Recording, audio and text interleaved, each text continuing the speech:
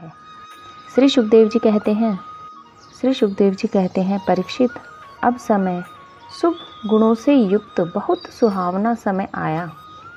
रोहिणी नक्षत्र था। आकाश के सभी नक्षत्र, ग्रह और तारे शांत सौम्य हो रहे थे। दिशाएं स्वच्छ प्रसन्न थीं। निर्मल आकाश में तारे जगमगा रहे थे। पृथ्वी के बड़े बड़े नगर, छोटे छोटे गांव, हीरों की बस्तियां और हीरे आदि की खानें मंगलमय हो रही थीं। नदियों का जल निर्मल हो गया था। रात्रि के समय भी सरोवर में कमल खिले थे। वन में वृक्षों की पंक्तियां रंग बिरंगे पुष्पों के गुच्छों से लद गई थीं। कहीं पक्षी चहक रहे थे तो कहीं भौरे गुनगुना रहे थे। उस समय परम पवित्र और शीतल मंद सुगंध वायु अपने स्पर्श से लोगों को सुख दान करती हुई बह रही थी। ब्राह्मणों के अग्निहोत्र की कभी न बुझने वाली अग्नियां जो कंस के अत्याचार से बुझ गई थीं, वे इस समय अपने आप जल उठीं। संत पुरुष पहले से ही जानते थे कि असुरों की बढ़ती न होने पाए। अब उनका मन सहसा प्रसन्नता से भर गया। जिस समय भगवान के आविर्भाव का अवसर आया, स्वर्ग में देवताओं की दुदुम्बियां अपने आप बज उठीं। किन्नर और गंधर्व मधुर स्वर में गाने लगे तथा सिद्ध और चारण भगवान के मंगलमय गुणों की स्तुति करने लगे। विद्याधारियां अप्सराओं के साथ नाचने लगीं। बड़े बड़े देवता और ऋषि मुनि आनंद से भरकर पुष्पों की वर्षा करने लगे। जल से भरे हुए बादल समुद्र के पास जाकर धीरे धीरे गर्जना करने लगे। जन्म मृत्यु के चक्र से छुड़ाने वाले जनार्दन के अवतार का समय था। निशीथ चारों ओर अंधकार का साम्राज्य था। उसी समय सबके हृदय में विराजमान भगवान विष्णु देव रूपिणी देवकी के गर्भ से प्रकट हुए। जैसे पूर्व दिशा में 16 कलाओं से पूर्ण चंद्रमा का उदय हो गया हो। वासुदेव जी ने देखा, उनके सामने एक अद्भुत बालक है। उसके नेत्र कमल के समान कोमल और विशाल हैं। 4 सुंदर हाथों में शंख, गदा, चक्र और कमल लिए हुए हैं। वक्षस्थल पर श्रीवत्स का चिन्ह अत्यंत सुंदर स्वर्णमयी रेखा है। गले में कौस्तुभी मणि झिलमिला रही है। वर्षाकालीन मेघ के समान परम सुंदर श्यामल शरीर पर मनोहर पीतांबर फहरा रहा है। बहुमूल्य वैदुर्य मणि के किरीट और कुंडल की कांति से सुंदर सुंदर घुंघराले बाल सूर्य की किरणों के समान चमक रहे हैं। कमर में चमचमाती करघनी की लड़ियां लटक रही हैं। बाहों में बाजूबंद और कलाइयों में कंकन शोभमान हो रहे हैं। इन सब आभूषणों से सुशोभित बालक के अंग अंग से अनोखी छटा छिटक रही है। जब वासुदेव जी ने देखा कि मेरे पुत्र के रूप में तो स्वयं भगवान ही आए हैं, तब पहले तो उन्हें असीम आश्चर्य हुआ। फिर आनंद से उनकी आंखें खिल उठीं। उनका रोम रोम परमानंद में मगन हो गया। श्री कृष्ण का जन्मोत्सव मनाने की उतावली में उन्होंने उसी समय ब्राह्मणों के लिए 10,000 गायों का संकल्प कर लिया। परीक्षित, भगवान श्री कृष्ण अपनी अंग कांति से सूतिका ग्रह को जगमगा रहे थे। जब वासुदेव जी को यह निश्चय हो गया कि ये तो परम पुरुष परमात्मा ही हैं, तब भगवान का प्रभाव जान लेने से उनका सारा भय जाता रहा। अपनी बुद्धि स्थिर करके उन्होंने भगवान के चरणों में अपना सिर झुका दिया और फिर हाथ जोड़कर वे उनकी स्तुति करने लगे। वासुदेव जी ने कहा, मैं समझ गया कि आप प्रकृति से अतीत साक्षात पुरुषोत्तम हैं। आपका स्वरूप है केवल अनुभव और केवल आनंद। आप समस्त बुद्धियों के एकमात्र साक्षी हैं। आप ही सर्ग के आदि में अपनी प्रकृति से इस त्रिगुणमय जगत की सृष्टि करते हैं। फिर उसमें प्रविष्ट न होने पर भी आप प्रविष्ट के समान जान पड़ते हैं। जैसे जब तक महत्व आदि कारण तत्व पृथक पृथक रहते हैं, तब तक उनकी शक्ति भी पृथक पृथक होती है। जब वे इंद्रिय आदि 16 विकारों के साथ मिलते हैं, तभी इस ब्रह्मांड की रचना करते हैं और इसे उत्पन्न करके इसी में अनुप्रविष्ट से जान पड़ते हैं। परंतु सच्ची बात तो यह है कि वे किसी भी पदार्थ में प्रवेश नहीं करते। ऐसा होने का कारण यह है कि उनसे बनी हुई जो भी वस्तु है, उसमें वे पहले से ही विद्यमान रहते हैं। ठीक वैसे ही बुद्धि के द्वारा केवल गुणों के लक्षणों का ही अनुमान किया जा सकता है और इंद्रियों के द्वारा केवल गुणमय विषयों का ही ग्रहण होता है। यद्यपि आप उनमें रहते हैं, फिर भी उन गुणों के ग्रहण से आपका ग्रहण नहीं होता। इसका कारण यह है कि आप सब कुछ हैं, सबके अंतर्यामी हैं और परमार्थ सत्य आत्मस्वरूप हैं। गुणों का आवरण आपको ढक नहीं सकता, इसलिए आप में न बाहर है और न भीतर। फिर आप किस में प्रवेश करेंगे? इसलिए प्रवेश ना करने पर भी आप प्रवेश किए हुए के समान दिखते हैं। जो अपने इन दृश्य गुणों को अपने से पृथक मानकर सत्य समझता है, वह अज्ञानी है, क्योंकि विचार करने पर ये देह गेह आदि पदार्थ वागी विलास के सिवा और कुछ नहीं सिद्ध होते। विचार के द्वारा जिस वस्तु का अस्तित्व सिद्ध नहीं होता, बल्कि जो बाधित हो जाती है, उसको सत्य मानने वाला पुरुष बुद्धिमान कैसे हो सकता है? प्रभु कहते हैं कि आप स्वयं समस्त क्रियाओं, गुणों और विकारों से रहित हैं, फिर भी इस जगत की सृष्टि, स्थिति और प्रलय आपसे ही होते हैं। इस बात परम ऐश्वर्यशाली परब्रह्म परमात्मा आपके लिए असंगत नहीं है, क्योंकि तीनों गुणों के आश्रय आप ही हैं। इसलिए उन गुणों के कार्य आदि का आप में ही आरोप किया जाता है। आप ही तीनों लोकों की रक्षा करने के लिए अपनी माया से सतमय शुक्लवर्ण पोषणकारी विष्णु रूप धारण करते हैं। उत्पत्ति के लिए रज प्रधान रक्त वर्ण सृजनकारी ब्रह्मरूप और प्रलय के समय तमोगुण प्रधान कृष्ण वर्ण संहारकारी रुद्र रूप स्वीकार करते हैं। प्रभु, आप सर्वशक्तिमान और सबके स्वामी हैं। इस संसार की रक्षा के लिए आपने मेरे घर अवतार लिया है। आजकल कोटि कोटि असुर सेनापतियों के राजा का नाम धारण कर रखा है और अपने अधीन बड़ी बड़ी सेनाएं कर रखी हैं। आप उन सब का संहार करेंगे। देवताओं के भी आराध्य देव प्रभु, यह कंस बड़ा दुष्ट है। इसे जब मालूम हुआ कि आपका अवतार हमारे घर पर होने वाला है, तब उसने आपके भय से आपके बड़े भाइयों को मार डाला। अभी उसके दूत आपके अवतार का समाचार उसे सुना देंगे और वह अभी अभी हाथ में शस्त्र लेकर दौड़ा आएगा। श्री सुखदेव जी कहते हैं, परीक्षित, इधर देवकी ने देखा कि मेरे पुत्रों में तो पुरुषोत्तम भगवान के से सभी लक्षण मौजूद हैं। पहले तो उन्हें कंस से कुछ भय मालूम हुआ, परंतु फिर वे बड़े पवित्र भाव से मुस्कुराती हुई स्तुति करने लगी। माता देवकी ने कहा, प्रभु, वेदों ने आपके जिस रूप को अव्यक्त और सबका कारण बतलाया है, जो ब्रह्म ज्योति स्वरूप समस्त गुणों से रहित और विकारहीन है, जिसे विशेष गण रहित अनिर्वचनीय निष्क्रिय एवं केवल विशुद्ध सत्ता के रूप में कहा गया है, वही बुद्धि आदि के प्रकाशक विष्णु आप स्वयं ही हैं। जिस समय ब्रह्मा की पूरी आयु 2 परार्ध समाप्त हो जाती है, काल शक्ति के प्रभाव से सारे लोक नष्ट हो जाते हैं। पंच महाभूत अहंकार में, अहंकार महत्व में और महत्व प्रकृति में लीन हो जाता है। उस समय एकमात्र आप ही शेष रह जाते हैं। इसी से आपका नाम एक शेष भी है। प्रकृति के एकमात्र सहायक प्रभु, निमेष से लेकर वर्ष पर्यंत अनेक विभागों में विभक्त जो काल है, जिसकी चेष्टा से यह संपूर्ण विश्व सचेष्ट हो रहा है और जिसकी कोई सीमा नहीं है, वह आपकी लीला मात्र है। आप सर्वशक्तिमान और परम कल्याण के आश्रय हैं। मैं आपकी शरण लेती हूँ।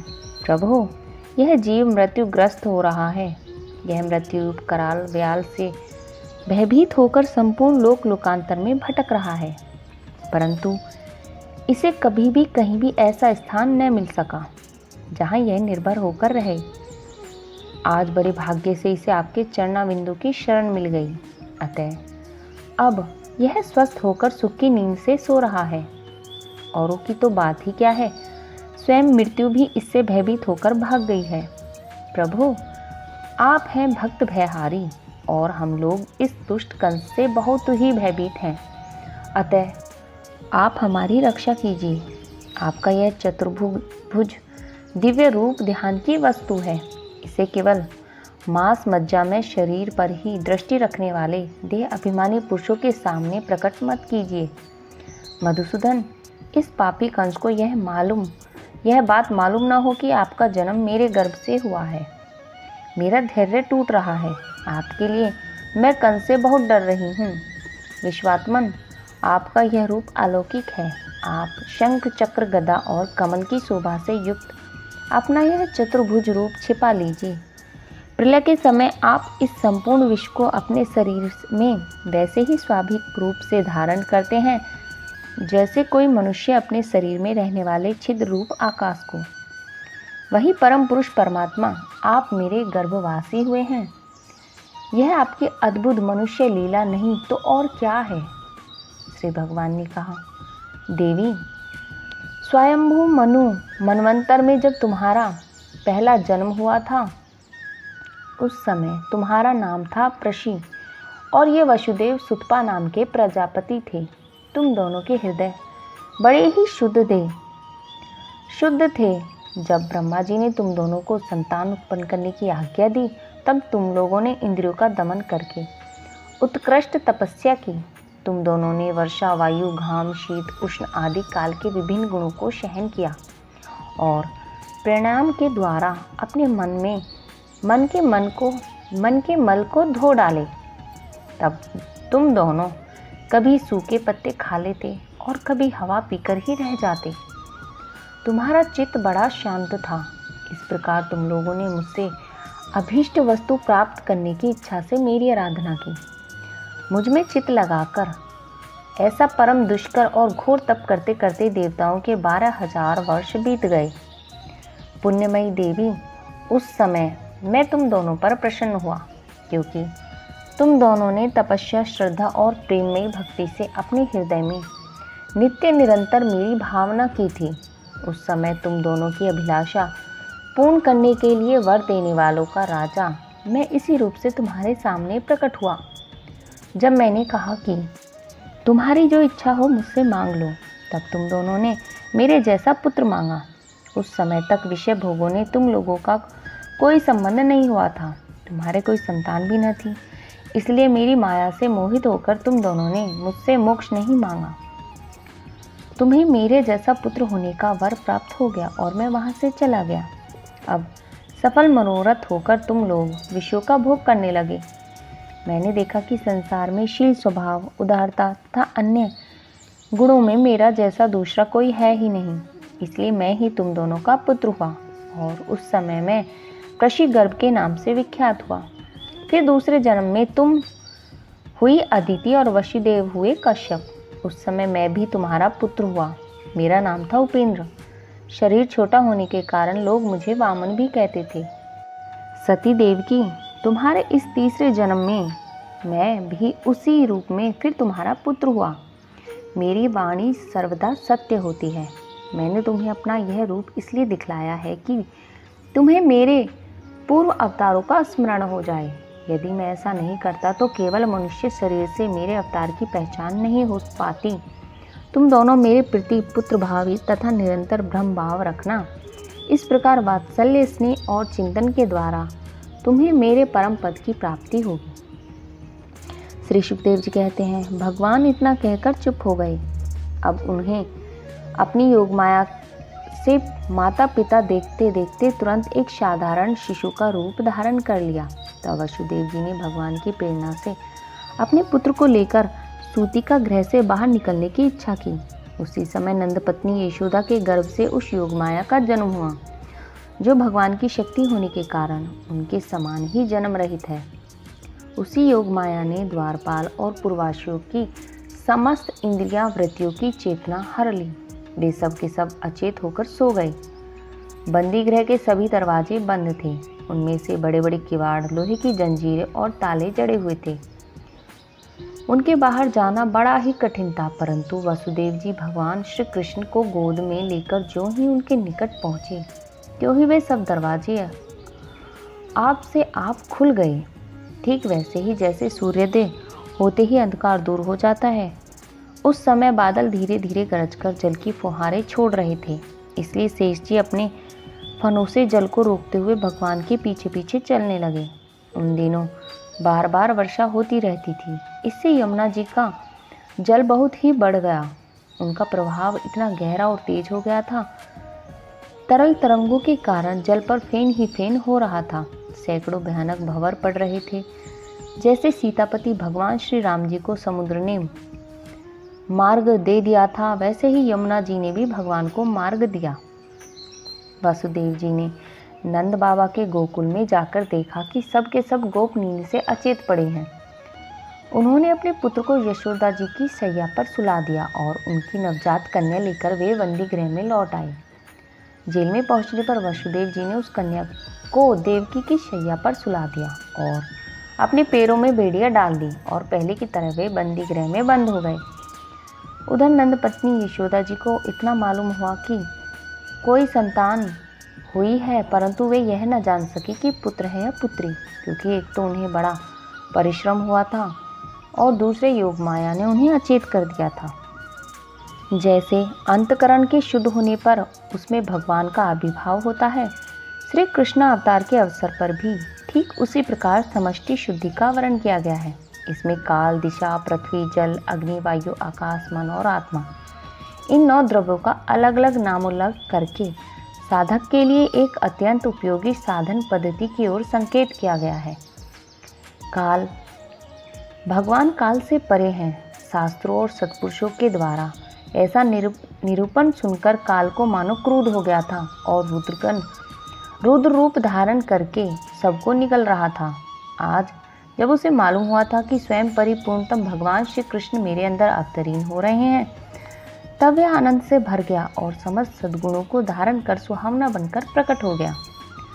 दिशा, प्राचीन शास्त्रों में दिशाओं को देवी माना गया है।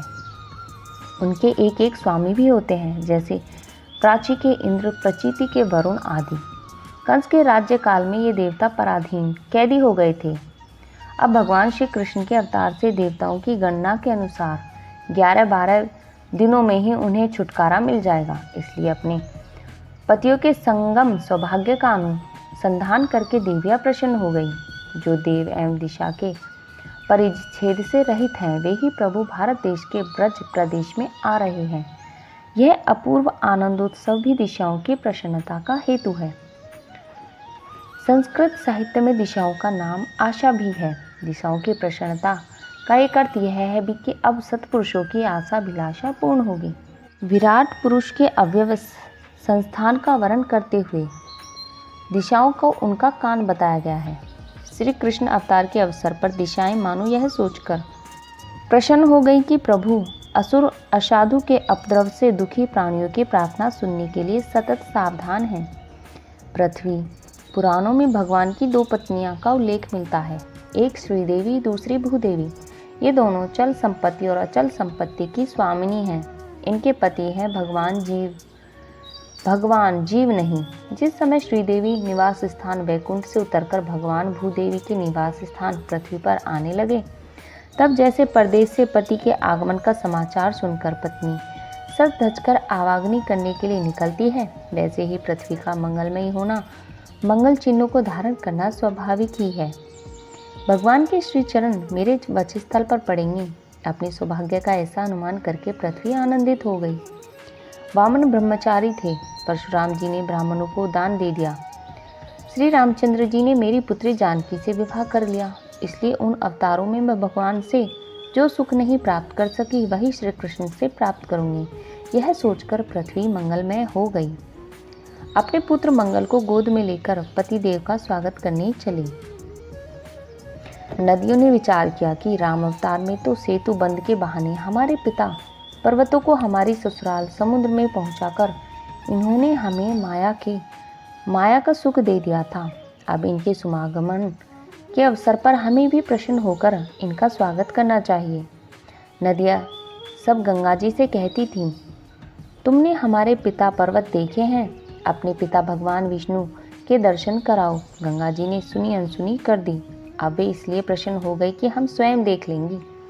यद्यपि भगवान समुद्र में नित्य निवास करते हैं, फिर भी ससुराल होने के कारण वे उन्हें वहां देख नहीं पाती।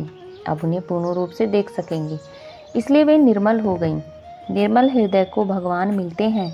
इसलिए वे निर्मल हो गईं। नदियों को जो सौभाग्य किसी भी अवतार में नहीं मिला, वह कृष्ण अवतार में मिला। श्री कृष्ण की चतुर पटरानी है श्री कालिंदी जी। अवतार लेते ही यमुना जी के तट पर जाना, ग्वाल बाल एवं गोपियों के साथ जल क्रीड़ा करना, उन्हें अपनी पटरानी बनाना, इन सब बातों को सोचकर नदियां आनंद से भर गई। हृदय काल्य दमन करके काल्य देह का शोधन, ग्वाल बालों और अक्रूर को ब्रह्म हृदय में ही अपने स्वरूप में दर्शन आदि सब संबंधी लीलाओं का अनुसंधान करके हृदय ने कमल के बहाने अपने प्रफुल्लित हृदय को ही श्री कृष्ण के प्रति समर्पित कर दिया। उन्होंने कहा कि प्रभु, भले ही हम लोग जड़ समझा करें, आप हमें स्वीकार करेंगे। इस भावी सौभाग्य के अनुसार से हम सहृदय हो रहे हैं। अग्नि इस अवतार में श्री कृष्ण ने व्योमासुर तृणाव्रत कालिय के दमन से आकाश, वायु और जल की शुद्धि की, मृद भक्षण से पृथ्वी की और अग्निपान से अग्नि की। भगवान श्री कृष्ण ने 2 बार अग्नि को अपने मुंह में धारण किया। इस भावी सुख का अनुसंधान करके ही वे अग्निदेव शांत होकर प्रज्वलित होने लगे। देवताओं के लिए यज्ञ भाग आदि बंद हो जाने के कारण अग्निदेव भी भूखे ही रहे थे। अब श्री कृष्ण अवतार से अपने भोजन मिलने की आशा से अग्निदेव प्रसन्न होकर प्रज्वलित हो उठे। वायु उदार श्रोमणी भगवान श्री कृष्ण के जन्म के अवसर पर वायु ने सुख लुटाना प्रारंभ किया, क्योंकि समानशील से ही मैत्री होती है। जैसे स्वामी के सामने सेवक प्रजा अपने गुण प्रकट करके उसे प्रसन्न करती है, वैसे ही वायु भगवान के सामने अपने गुण प्रकट करने लगी। आनंद कंद श्री कृष्ण चंद्र के मुखारविंद पर श्रमजनित श्वेत बिंदु आ जाएंगे, तब मैं ही शीतल मंद सुगंध गति से उसे सुखाऊंगा। यह सोचकर पहले ही वायु का सेवा का अभ्यास करने लगा।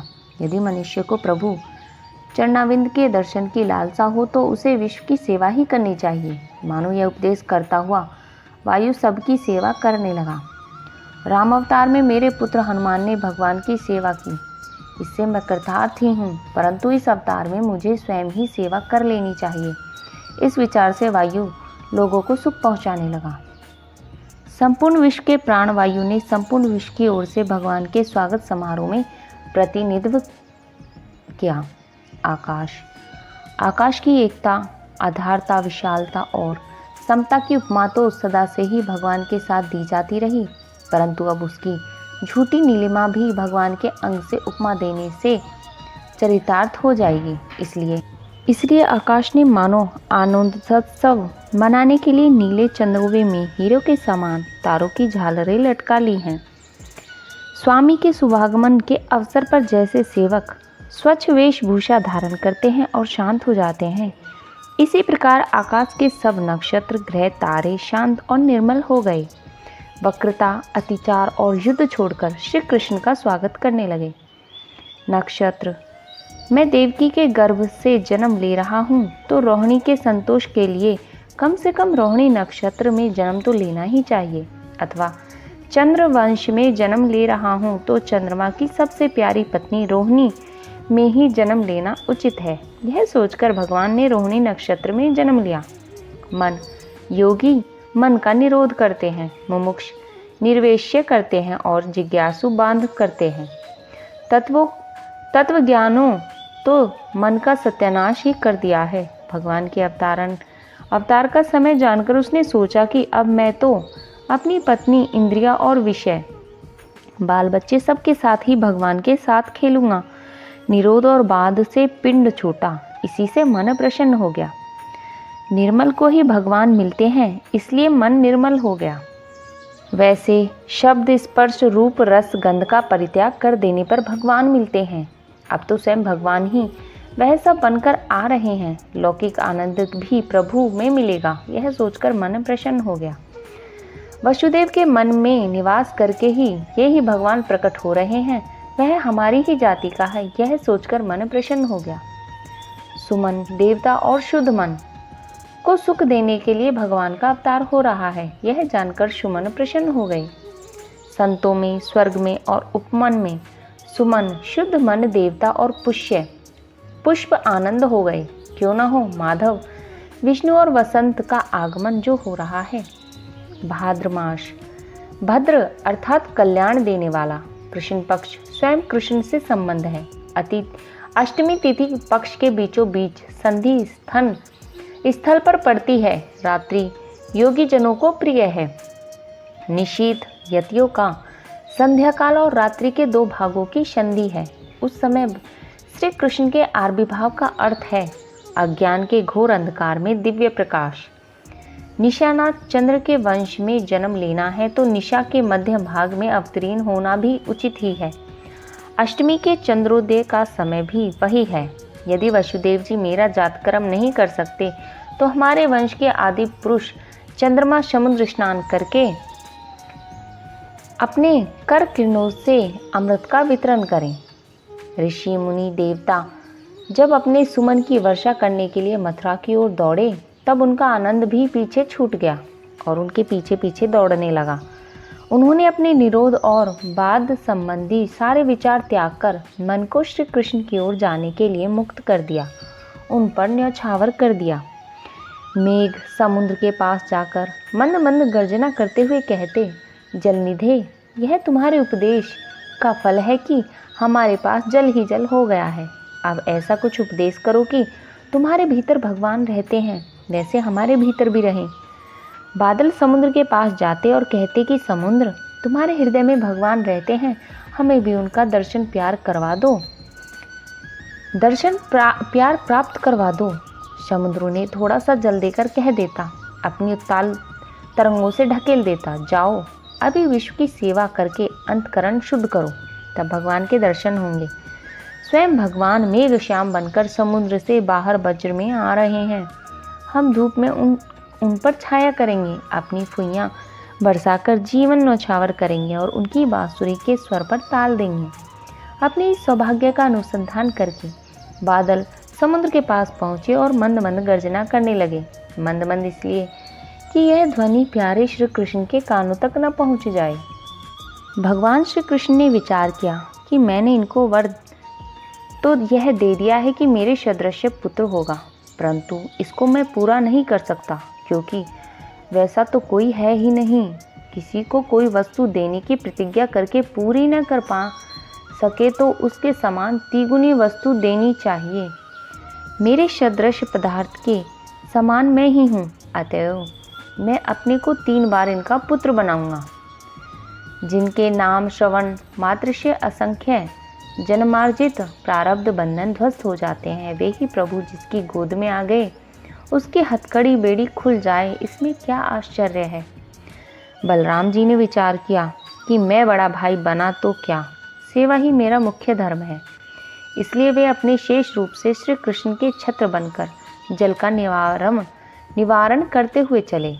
उन्होंने सोचा कि यदि मेरे रहते स्वामी को वर्षा से कष्ट पहुंचा तो मुझे धिक्कार है, इसलिए उन्होंने अपना सिर आगे कर दिया। अथवा उन्होंने यह सोचा कि विष्णुपद वासी मेघ परोपकार के लिए अधपतित होना स्वीकार कर लेते हैं, इसलिए बलि के समान सिर से वंदनीय हैं।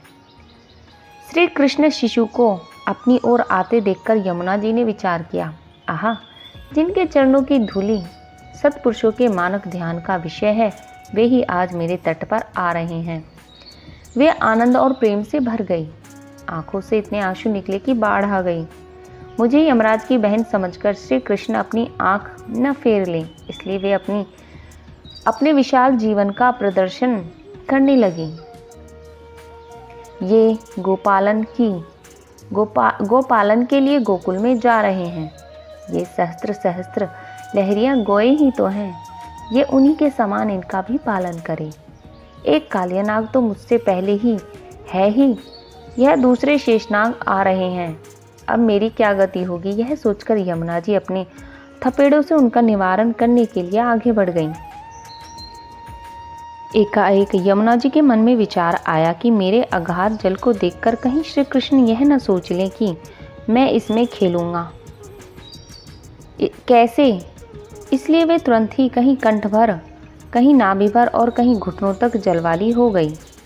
जैसे दुखी मनुष्य दयालु पुरुष के सामने अपना मन खोलकर रख देता है, वैसे ही कालियानाग से ग्रस्त अपने हृदय का दुख निवेदन कर देने के लिए यमुना जी ने भी अपना दिल खोलकर श्री कृष्ण के सामने रख दिया। मेरी नीरसता देखकर श्री कृष्ण कहीं जल क्रीड़ा करना और पटरानी बनाना अस्वीकार न कर दे, इसलिए वे उछलता छोड़कर बड़ी विनय से अपने हृदय की संकोचपूर्ण रस रीति प्रकट करने लगी।